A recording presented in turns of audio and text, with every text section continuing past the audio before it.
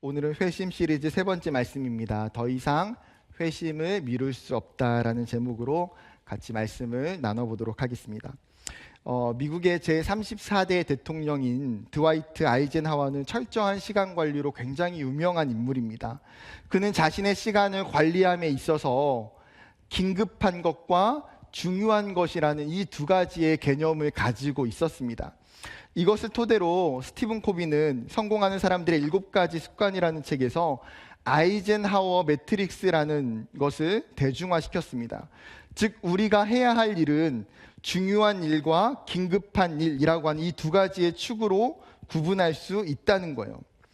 여러분, 이 축으로 구분해 보면 다음과 같습니다. 첫 번째는 중요하고 긴급한 일이에요. 가장 우선적으로 해야 되는 일들, 지금 내가 바로 해야 되는 일들입니다. 마감을 앞둔 회사의 프로젝트나 긴급한 회의나 취업, 이청 같은 경우는 연애와 결혼, 일청은 기말고사이겠죠. 두 번째는 중요하지만 긴급하지 않은 일입니다. 급하진 않지만 장기적으로는 분명히 해야 되는 일들이에요. 자기개발, 건강관리, 독서, 재정관리, 인간관계 등 여기에 해당될 것입니다. 세 번째는 긴급하지만 중요하지 않은 일입니다. 갑작스러운 약속이나 누군가의 부탁, 집안일 등은 중요하지는 않은데 급하게 요구되는 일들이에요.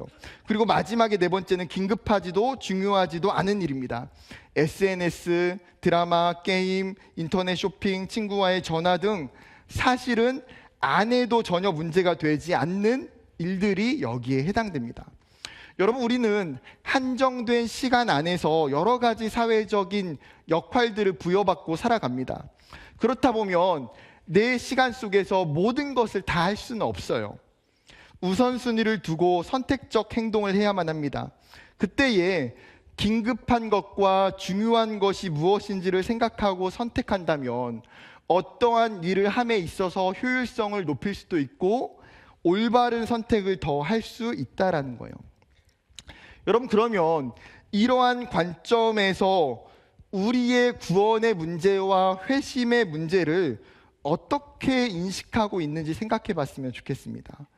여러분, 내 삶의 아이젠하워 매트릭스에서 구원과 회심은 여러분 여기 속에서 어디에 속해 있습니까? 여러분, 구원과 회심이 내 삶에서 정말 긴급하고 정말 중요한 문제로 인식하고 있습니까? 아니면 반대로 우리의 인생에서 긴급하지도 중요하지도 않게 여기면서 삶의 우선순위 가운데에 후순위로 밀려 있는 것은 아닙니까? 많은 사람들이 지금 내 삶에서 회심이 중요한 일이 아니라고 이야기할 수도 있습니다. 회심보다 훨씬 더 많은 일들이 먼저이기 때문이에요. 오늘 예배를 드리는 우리 중에도 이런 생각이 있을 수 있습니다. 그렇다면 여러분, 우리가 가지고 있는 이러한 생각을 성경적인 관점 속에서 진지하게 고민해 보기를 원해요. 오늘 설교는 크게 두 가지의 질문을 가지고 말씀을 진행해 가려고 합니다. 첫 번째는 회심을 미루는 이유가 무엇인가? 두 번째는 우리가 속히 회심해야 되는 이유가 무엇인가에 대한 이 두 가지의 질문입니다. 첫 번째 질문부터 시작해 보겠습니다. 여러분, 우리가 회심을 미루는 이유가 무엇일까요? 여러분이 내가 지금까지 회심을 하지 않았다면 내가 지금 회심을 미루고 있는 그 이유는 무엇입니까? 지난번에 회심의 장애물이라는 주제 안에서 회심을 미루게 되는 영적인 이유에 대해서 조금 살펴봤습니다. 오늘은 좀 더 현실적이고 직접적인 이유들을 생각해 보고자 해요. 첫 번째는 이유는 지금이 편안하고 좋다는 거예요. 이미 교회와 세상 가운데에 양다리를 걸치면서 살아가는 것이 나에게 있어서 그렇게 나쁘지 않은 거예요. 여러분, 사람은 본능적으로 불편하거나 힘이 드는 자리는 계속해서 거기에 머물러 있기가 어렵습니다. 예를 들어서 불편한 친구나 안 친한 사람들과의 모임 속에 들어가면 어때요? 그 모임이 최대한 빨리 끝나기를 간절히 원합니다. 아니면 그 모임이 끝나기도 전에 자리를 박차고 나올 때가 많이 있어요. 혹은 청년들이 직장에 가서 정말 고민하다가 사표를 쓰고 나오는 이유는 뭡니까? 일이 힘들어서 그만두는 경우도 있어요. 그러나 굉장히 많은 경우들은 함께 일하는 사람들이 너무나 불편하고 힘들게 하기 때문에 그 안에서 내가 하루하루 살아가는 것이 기쁘지 않고 불편하기 때문이에요. 여러분, 만약에 세상에서 내가 죄 가운데에 살아가는 것이 고통스럽고 불편하고 힘이 든다면 계속해서 그 자리에 머물러 있기는 어려워요. 그런데 막상 여러분, 세상이라고 하는 이 어둠은 생각보다 편안하고 즐겁고 안락하고 행복한 요소들이 많더라는 거예요.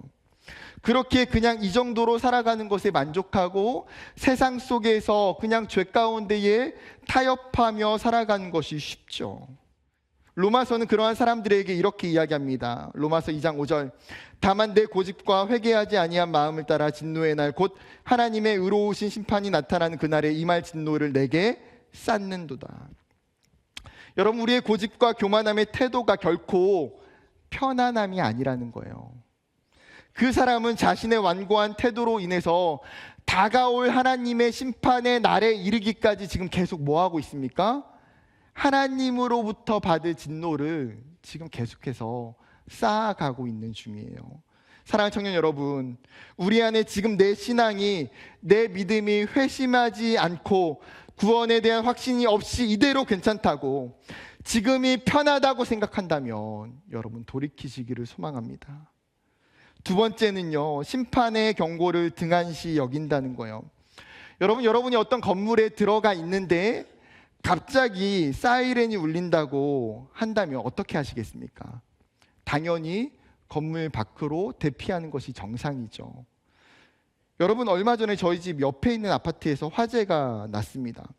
불이 났다는 소식을 듣고 어떤 상황인지 보기 위해서 제가 재빠르게 달려갔어요. 불 구경 간 건 아니에요. 제가 그런 사람은 아닙니다.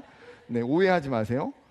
가서 보니까 밖에서도 정말 선명하게 집이 활활 타는 게 그냥 보여요. 불꽃이 그냥 밖으로 막 나는데, 그런데 제가 정말 충격을 받은 게 있었어요. 뭐냐면 불이 난 집 때문이 아니라 밖에 나와 있는 사람들이 별로 없는 것 때문이었어요. 불이 났는데 밖에 사람들이 없어요. 사람들이 불이 난 것을 모르고 집에 있는 것처럼 보였어요. 옆동에 있는 사람들은 아무렇지도 않은 듯이 보였어요. 여러분, 뉴스에서도 종종 이야기하지만 대한민국은 굉장히 안전 불감증이 심한 나라예요. 위험에 둔감해져서 위험하다는 생각을 하지 않고 안일하게 생각하며 살아가요. 여러분, 그 모습들이 너무나 많다라는 거죠. 문제는 여러분, 눈에 보이는 수많은 문제 속에서도 안일한 경우가 많은데 눈에 보이지 않는 영적인 상태에 대해서는 더 심각할 수가 있다는 거예요. 오늘 본문의 말씀은 하나님께서 유엘 선지자를 통해서 남유다에게 하신 말씀이에요. 1절만 한번 다시 읽어보겠습니다. 시온에서 나팔을 불며 나의 거룩한 산에서 경고의 소리를 질러 이 땅 주민들로 다 떨게 할지니 이는 여호와의 날이 이르게 됨이니라. 이제 임박하였으니. 여러분, 고대 사회에선 적들이 쳐들어올 때에 파수꾼들이 나팔을 불어서 적의 침입을 알리게 됩니다. 그러면 성 안에 있던 사람들은 그 나팔 소리를 듣고 전쟁을 대비하게 돼요. 이와 같이 하나님 오늘 유엘 선지자를 통해서 남유다에게 공습 경보를 지금 선포하고 계시는 거예요. 이 경보는 마치 시온에서 시작된 나팔 소리가 같고 거룩한 산에서 울리는 경고 소리였고, 여호와의 심판의 날이 오고 있음을 사람들에게 알려서 그들로 하여금 두려워 떨게 하라고 말씀하고 있어요. 그러면서 이어지는 3절부터 11절까지는 하나님의 심판의 이 현상이 어떻게 찾아오게 될지를 구체적으로 설명하는 말씀입니다. 어둡고 캄캄한 날에 구름이 짙게 깔리며 강한 군대가 밀려올 것이고 그 군대는 태우는 불과 같아서 모든 땅을 불사르고 아무것도 남기지 않고 그 모습은 진열이 완벽하게 전열된 전차와 같아서 굉장히 빠르게 진군해 온다는 거예요. 심지어 적군이 순식간에 성 안에 침투해서 성벽과 집 안으로 들어가는 도둑과 같을 것이다. 그리고 이 끔찍한 심판의 날은 그 누구도 피할 수 없다고 분명하게 이야기하고 있어요. 여러분, 상식적으로 생각해 보면 요엘 선지자가 지금 하나님으로부터 이 예언을 듣고 어떻게 했겠습니까? 그는 분명하게 남유다의 곳곳에 다니며 사람들을 불러 모아 이 하나님의 예언을 선포했을 거예요. 하나님이 나를 통해서 남유다에게 이런 예언을 전하셨다. 하나님께서 정말 대적들이 이스라엘 가운데에 남유다에게 쳐들어온다고 말씀하셨다. 그는 분명하게 목청을 높여서 전하고 또 전했을 거예요. 여러분, 분명 많은 사람들이 그 예언을 들었을 거예요. 남유다는 그 예언을 듣고 그럼에도 불구하고 돌이키지 않고 아무런 액션과 반응이 없어요. 여러분, 왜 이들이 하나님의 이 심판의 경고의 예언을 받지 않고 있을까요? 여러분, 요엘 선지자는 지금 BC 830년에 남유다의 요아스 왕이 통치하는 시기에 이 예언을 전하고 있어요. 여러분, 요아스 왕은 어떤 왕입니까? 그는 무려 남유다를 40년 동안 통치한 왕이에요. 아주 어렸을 때에 왕으로 올라가서 40년 동안 남유다를 통치했어요. 자신이 통치하는 그 초창기에 성전을 보수하면서 그 성전에서 무엇을 찾습니까? 여호와의 율법책을 찾고 그 율법책을 통해서 자신도 깊이 하나님 앞에서 회개하고 또 남유다의 영적인 개혁 운동을 일으킵니다. 즉 남유다를 통치할 때에 그래도 그의 사역 초창기에 굉장히 열심히 여호와를 섬겼던 왕이에요. 남유다로 보면 요아스가 통치하는 이 시기는 굉장히 편안하고 안정된 시기입니다. 여러분, 즉 우리가 살아가다 보면 상황적으로 안정적이고 평안할 때는 어때요? 내 인생에 어려움이 없으면 심판의 경고가 누군가 나에게 한다고 할지라도 그 심판의 이야기가 잘 귀에 안 들려요. 그런데 반대로 영적으로나 정치적으로나 경제적으로 안정적이고 평온한 시기에는 어때요? 관심을 두지 않아요. 어려울 때는 그래도 들리지만 평안할 때는 안 들리죠. 우리도 어쩌면 이스라엘처럼 심판의 경고가 주어짐에도 불구하고 나의 평안함이, 나의 안정된 삶이 나로 하여금 이 심판의 경고 앞에 등한시 여긴 채 살아갈 수 있게 할 수 있다는 사실이에요. 그게 두 번째 이유입니다. 세 번째는요, 나에게 시간적인 여유가 있다고 생각한다는 거예요. 여러분, 우리의 인생을 되돌아볼 때 가장 무서운 적 중에 하나는 바로 나중에라고 하는 태도예요. 여러분, 과거를 좀 더 회상해 보면 지금까지 부모님이, 엄마가 이야기할 때에 나중에 한다고 이야기했던 것이 얼마나 많이 있습니까? 여러분, 그만큼 나중은요 기약이 없어요. 우리는 어쩌면 지금 나를 돌아볼 때에 후회한 게 있다면 내가 나중으로 미뤄뒀던 나의 선택들이에요. 나중에 미루어두었던 수많은 미션들이 이제는 휴지통 속에 들어가 버린 항목들이 너무나 많기 때문에 이러한 모습이 이스라엘에도 나타나요. 하나님께서 에스겔 선지자를 통해서 이스라엘에게 경고하실 때에 이스라엘이 하나님께 뭐라고 이야기하는지 아십니까? 에스겔 12장 27절과 28절이에요. 인자야, 이스라엘 족속의 말이 그가 보는 묵시는 여러 날 후의 일이라. 그가 멀리 있을 때에 대하여 예언하였다 하느니라. 그러므로 너는 그들에게 이르기를 주 여호와의 말씀에 나의 말이 하나도 다시 더디지 아니할지니 내가 한 말이 이루어지리라. 나 주 여호와의 말이니라 하셨다라. 무슨 말입니까? 분명히 하나님의 예언과 말씀을 듣고 그들이 알고 있다는 거예요. 그런데 그것이 지금이 아니라 아직 먼 훗날의 이야기라고 그들은 치부하고 있어요. 아직 때가 아니고 멀었어. 아직 우리에게는 시간적 여유가 많이 있다고 착각하는 거예요. 여러분, 누가복음 14장에 보게 되면 천국 비유에 대한 이야기가 등장하는데 한 사람이 큰 잔치를 베풀게 돼요. 잔치를 다 준비하고 나서 자신의 종들에게 시켜서 이 잔치에 초대받을 사람들을 초대합니다. 그런데 너무 놀라운 것은 초대받은 사람들의 반응이에요. 성경이 뭐라고 이야기합니까? 누가복음 14장 18절부터 20절입니다. 다 일치하여 사양하여 한 사람은 이르되 나는 밭을 샀음에 아무래도 나가 보아야 하겠으니 청컨대 나를 양해하도록 하라 하고, 또 한 사람은 이르되 나는 소 5겨리를 샀음에 시험하러 가니 청컨대 나를 양해하도록 하라 하고, 또 한 사람은 이르되 나는 장가 들었으니 그러므로 가지 못하겠노라 하는지라. 여러분, 이 사람들의 변명의 이야기가 무엇입니까? 내가 이제 막 밭을 샀기 때문에 그 밭에 나가서 나는 일해야 된다는 거예요. 지금 막 내가 소 5쌍을 10마리를 샀기 때문에 이 소들을 가지고 일하는 것을 해야 되기 때문에 못 가겠다는 거예요. 내가 지금 막 결혼해서 장가 들었기 때문에 못 가겠다고 이야기하죠. 저마다 개인의 굉장히 중요한 일임에 분명합니다. 그런데 잔치가 얼마나 중요한 천국 잔치임을 모른 채 지금 저마다의 핑계를 대고 있는 거예요. 이에 대해서 예수님은 이 사람들 중에 한 사람도 내 잔치를 맛보지 못한다. 즉 그 누구도 천국에 들어오지 못한다라고 말씀하세요. 여러분, 어쩌면 우리도 누가복음 24장에 있는 사람들처럼 생각하며 살아가는 건 아닙니까? 예수님, 저는 지금 취업 때문에 바빠요. 예수님, 저는 지금 연애와 결혼 때문에 시간이 없어요. 지금은 공부 때문에, 지금은 스펙 때문에 지금 못 가요. 여러분, 우리는 어쩌면 우리의 바쁜 이 상황과 환경을 핑계로 예수님과 하나님의 그 초대를 거절하고 있지는 않습니까? 많은 사람들이 내 시간은 내 편이라고 생각해요. 나에게 시간의 여유가 충분하다고 생각합니다. 그렇게 지금이 아니어도, 지금 내가 회심하지 않아도 나중에 시간이 더 지나서 회심하면 되지. 그때 예수님을 위해서 내 삶을 드려도 상관이 없다고 착각해요. 여러분, 이것이 하나님이 우리에게 주신 마음일까요? 아니요. 그것은 하나님이 주신 마음이 아니라 사단이 우리에게 주는 전략이고 마음이에요. 사단은 우리에게 끊임없이 너 아직 시간이 많아, 지금이 아니어도 너에게 얼마든지 기회가 있어라고 이야기해요.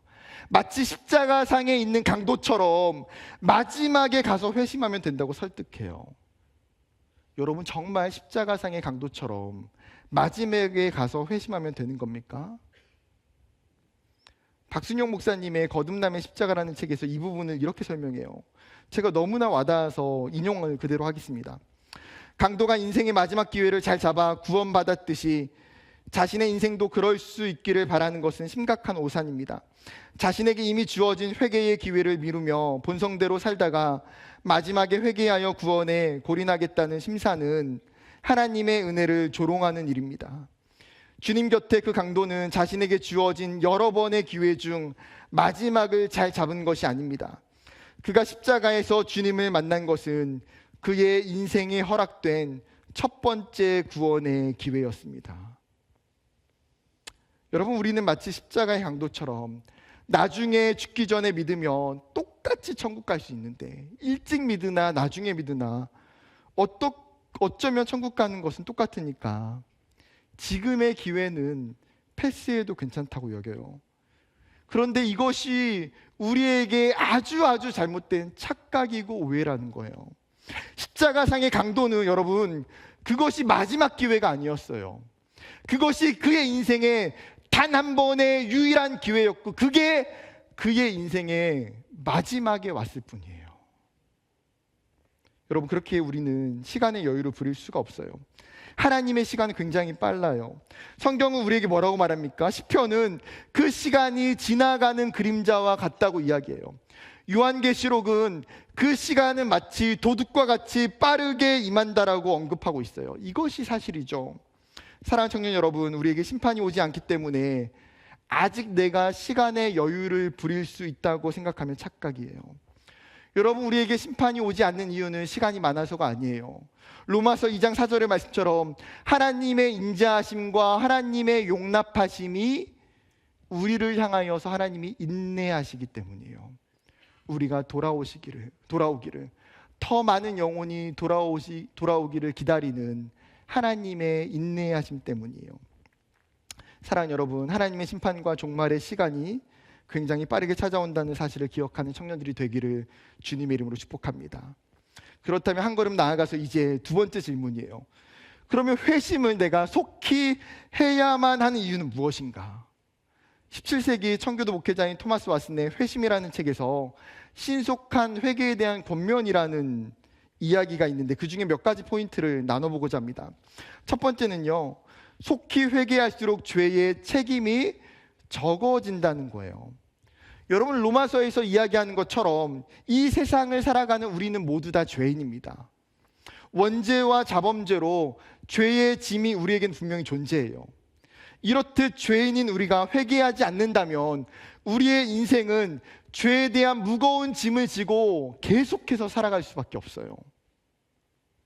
죄의 문제가 해결되지 않은 채 반복해서 죄를 짓고 그 죄로 인한 고통과 그 죄로 인한 괴로움에 휩싸이고 그 죄에 대한 죄책감이 우리의 마음을 끊임없이 수도 없이 억누르며 살아가요. 여러분, 그 무거운 짐을 지고 여러분이 이 땅을 살아가는 그 오랜 시간 살아갈 자신이 여러분에게 있습니까? 저에게는 없어요. 세상 사람들은 자신이 지은 죄의 문제를 해결할 수 있는 방법을 알지 못해요. 그러나 그리스도인들은 이 죄의 문제를 해결할 수 있는 방법을 알고 있는 사람들이에요. 성경은 우리에게 이렇게 이야기합니다. 요한일서 2장 1절 말씀, 쉬운 성경으로 읽어볼게요. 나의 사랑하는 자녀들이여, 나는 여러분이 죄를 짓지 않게 하려고 이 편지를 씁니다. 그러나 누군가가 죄를 짓는다 하더라도 우리에게는 우리를 도와주시는 예수 그리스도가 계십니다. 그는 의로운 분이시며 우리를 대신하여 아버지 앞에서 우리를 변호해 주십니다. 여러분, 우리에게 누가 있다고요? 우리를 도와주시는 분, 우리를 대신하여 하나님의 그 심판대 앞에서 변호해 주시는 변호사가 있다는 거예요. 여러분, 우리는 말할 수 없는 죄인이잖아요. 여러분, 우리가 이 세상을 살아가는 동안 지었던 그 수많은 죄를 짓고 하나님의 심판대 앞에 설 때에 그 하나님 앞에 우리의 영혼이 얼마나 덜덜덜 떨리겠습니까? 그 하나님 앞에서 뭐라고 우리가 항변할 수 있겠어요? 내가 예수님 많이 사랑했다고요? 내가 이 땅에서 얼마나 많은 믿음으로 살아갔다고요? 아니요. 여러분, 사실은 우리는 그 하나님 앞에서 우리의 죄인됨을 알기 때문에 그 어떤 항변도 제대로 못할 거예요. 두려워서 한마디도 하지 못하는 그 우리 앞에 덜덜덜 떨고 있을 때에 우리의 옆에서 예수님이 우리를 위해서 변론해 주시고 우리를 위해서 다 변호해 주세요.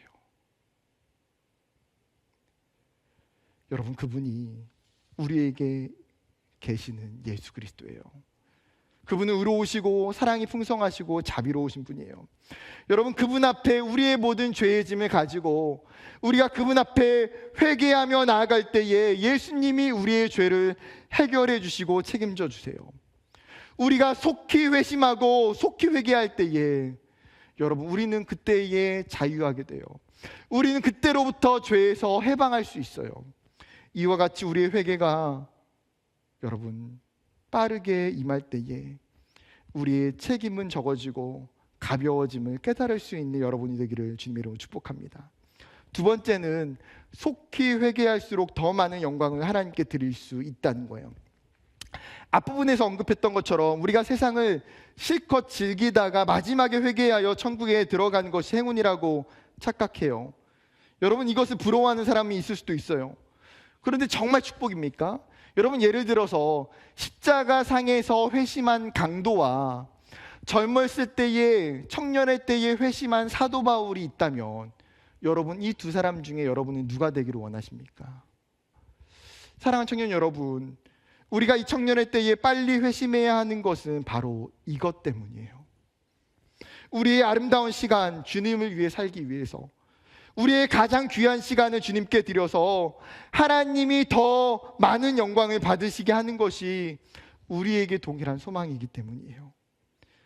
여러분, 우리의 가장 귀한 시간을 주님께 드릴 때에 하나님이 기뻐 받으세요. 인생의 뒤늦은 늦가을과 늦겨울에 우리의 인생의 찌꺼기와 그 마지막 열매가 아니라 나의 인생의 이 청년과 젊음의 시간에 가장 아름다운 것으로 하나님께 드릴 수 있는 그 삶이 여러분 얼마나 아름다운지요. 여러분, 그렇기 때문에 우리가 속히 회심해야 돼요. 세 번째는 회개를 오래 끌면 위험한 결과를 초래할 수 있습니다. 여러분, 회개를 지연하는 것은요, 생각보다 정말 위험한 일이에요. 예를 들어서 폐에 염증이 생겼다고 가정해 봅시다.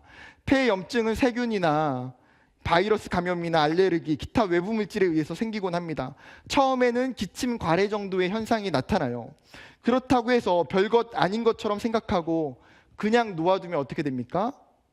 기침, 가래에서 시작된 것은 염증이 더 심해져서 가슴 통증으로, 발열로, 혹은 폐에 물이 차기도 하고 호흡 곤란까지 생기기까지 해요.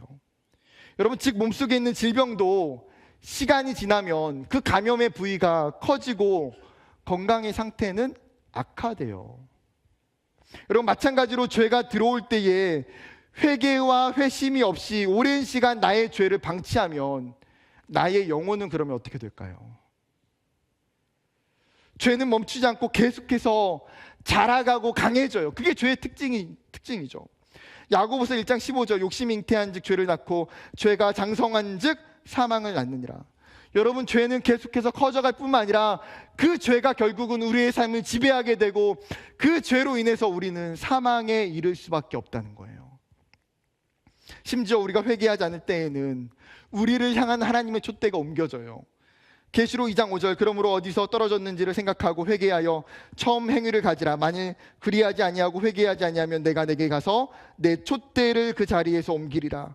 요한계시록 2장은 에베소 교회에 하신 하나님의 말씀이에요. 분명하게 교회적인 의도가 있죠. 예배소 성도들이 회개하지 않을 때에 하나님께서 그 예배소 교회 가운데에 주신 그 사명과 그들의 존재성을 하나님께서 흩으시고 옮기시겠다는 거예요. 여러분, 이것은 단지 교회에만 하는 이야기가 아닙니다. 우리가 회개하지 않을 때에도, 우리 안에 회심이 없을 때에도 우리의 인생은 마치 어쩌면 옮겨져 버리는 촛대와 같을 수 있어요. 아무런 영향력이 없는 상태, 아무런 하나님과의 친밀감이 없는 관계가 상실된 상태, 하나님이 나에게 주셨던 그 사명과 그 부르심과 그 사역들로부터 이제는 배제된 상태, 즉 소망이 없는 상태에 이르게 돼요. 여러분, 우리가 회개를 미룬다면 우리의 인생은 비참한 열매와 결과들이 남게 되기 때문이에요. 마지막 네 번째는 개인적인 종말의 때가 빠르게 찾아올 수 있다는 거예요. 여러분, 우리가 종말이라는 개념을 생각할 때 흔히 예수님의 재림으로 보는 우주적 종말론, 보편적 종말론을 가지고 있어요. 당연히 맞죠. 궁극적으로 예수님이 재림하실 그때에 하나님의 심판이 온 세계와 온 민족과 온 열방 가운데에 임하게 됩니다. 그러나 종말은 우주적 종말로만 있는 것이 아니에요. 우리 개인의 삶이 끝날 때에 찾아오는 개인적 종말론이 존재한다는 거예요. 어떤 면에서는 하나님이 계획하고 계시는 그 우주적 종말론보다 우리 개인에게 찾아오는 개인적 종말론이 더 빨라요. 야고보 사도가 뭐라고 이야기합니까? 4장 14절, 내일 일은 너희가 알지 못하는도다. 너희 생명이 무엇이냐? 너희는 잠깐 보이다가 없어지는 안개니라. 맞죠? 여러분, 우리가 내일 일을 어떻게 알아요? 우리가 다음 달 일을 어떻게 알아요? 우리의 생명이 정말 잠깐 생겼다가 없어지는 안개와 같다라는 것이 너무나 맞아요. 그렇게 우리의 인생을 맹신할 수 없고 내 것이라 주장할 수 없죠. 누가복음 12장에 예수님께서 한 부자에 대한 비유를 말씀하세요. 한 부자가 정말 열심히 일했습니다. 열심히 일한 끝에 풍성한 소출을 거두게 돼요. 이 부자가 어떻게 생각합니까? 소출이 너무 많으니까 내가 지금 가지고 있는 이 창고는 작아요. 그러니까 이 창고를 헐고 더 크고 좋은 그 창고를 지어서 거기에 이 풍성한 소출을 저장하고 오랫동안 편하게 먹고 마시고 즐기며 살자라고 생각합니다. 그때 예수님이 20절에 이렇게 말씀하세요. 하나님은 이르시되 어리석은 자여 오늘 밤에 내 영혼을 도로 찾으리니 그러면 내가 준비한 것이 누구의 것이 되겠느냐 하셨으니. 여러분, 인생을 아무리 열심히 준비하고 대비해도 중요한 사실은 우리의 생명이, 우리의 영혼이 우리의 것이 아니라는 거예요. 하나님께 있음을 알지 못하면 아무 소용이 없어요. 하나님이 우리를 지금 당장 부르신다면 우리는 내가 가지고 있는 모든 것 그냥 다 내려놓고 가야 돼요. 그리고 우리의 영혼을 주님이 언제 부르실지 우리는 알 수 없기 때문에 여러분, 개인의 종말이 찾아오기 그 전에 속히 회심해야 돼요. 이 땅에 숨을 쉬고 있을 이때에 속히 회심해야 돼요. 그것이 우리에게 필요한 영적인 태도인 줄 믿습니다. 사랑하는 청년 여러분, 말씀을 마무리하려고 합니다. 여러분, 오늘 밤에 하나님이 여러분에게 찾아오셔서 여러분의 영혼을 부르신다면, 여러분의 영혼을 요구하신다면 어떻게 하시겠습니까? 여러분의 삶이 이제 한 달밖에 남아있지 않는다면 여러분 어떻게 하시겠습니까? 그래도 정말 회심을 미루고 회개하지 않고 살 수 있을까요? 많은 사람들이 하나님의 적극적이고 즉각적인 부르심과 초대를 너무 몰라요. 많은 사람들이 돌이키지 않고 살아가요. 여전히 미루고 또 미루면서 구원의 기회를 잃을 수 있는 이 위태로운 상황을 인지하지 못해요. 여러분, 우리는 내 삶이 얼마나 위험하고 위태로운지 이 상황에 대해서 영적으로 마주해야 돼요. 내가 지금까지 이렇게 살았구나. 나의 완고한 마음과 교만한 태도 때문에 내가 지금까지 이렇게 살고 있구나. 이런 나를 보시면서 우리 주님은 너무나 안타까워하신다는 거예요. 하나님이 여러분에게 말씀하세요. 고린도후서 6장 2절. 이르시되 내가 은혜 베풀 때에 너에게 듣고 구원의 날에 너를 도왔다 하셨으니 보라 지금은 은혜 받을 만한 때요 보라 지금은 구원의 날이로다. 하나님은 우리에게 은혜 베푸시기를 원하시는 분이에요. 그 은혜의 때가, 그 하나님의 구원의 날이 언제라고 이야기합니까? 지금이라고요. 지금 은혜 받을 만한 때이고, 지금이 우리에게 회심이 필요한 때이고, 지금이 우리에게 구원이 필요한 때예요. 여러분, 지금 회개하셔야 돼요. 지금 회심하셔야 돼요. 나에게 가장 귀한 청년의 때에 주셨을 때에, 나를 지금 이때에 불러주셨을 때에 하나님의 천국의 문을 열고 나를 부르시는 그 하나님 앞에 응답해야 돼요. 여러분, 더 이상 우리의 회심과 회개를 미루지 않고 주님 앞에 나아가기를 결단하는 저와 여러분 되기를 주님의 이름으로 간절히 축복합니다.